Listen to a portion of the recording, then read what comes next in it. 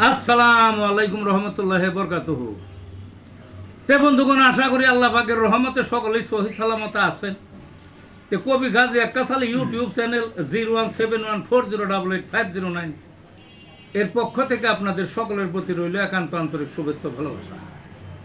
তে বন্ধুগণ, এখন আপনাদের সামনে যে বয়ানটা রাখবার চেষ্টা করব, বয়ানটার নাম হলো আমার স্বরচিত আর একটা কবিতা, এ যুগের ফকির বাদশাহ মমতা। কি কবিতাটার নাম? এ যুগের ফকির বাদশাহ মমতা। জন্মগ্রহণ মধ্যবিত্তে, জীবন সহজ নহে, টার্গেট তার উচ্চ আসন, পারি বহু দূরে। চড়াই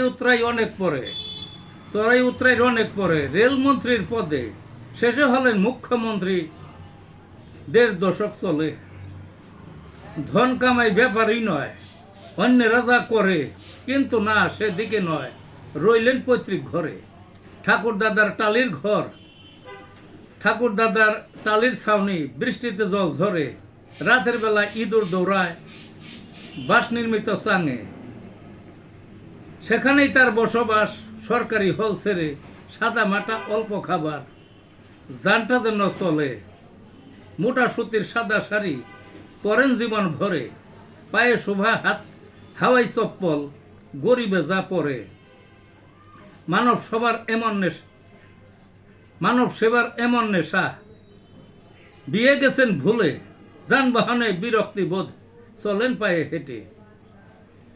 বেতন পাঠান সেবার খাতে, নিজে কষ্ট করে, হাতের কাজের স্বল্প আয়ে, জীবন কোনো মতে। এ যুগের ফকির বাদশাহ দিদির পক্ষেই সাজে। এই ছিল বন্ধুগণ কবিতাটা। ভালো থাকুন।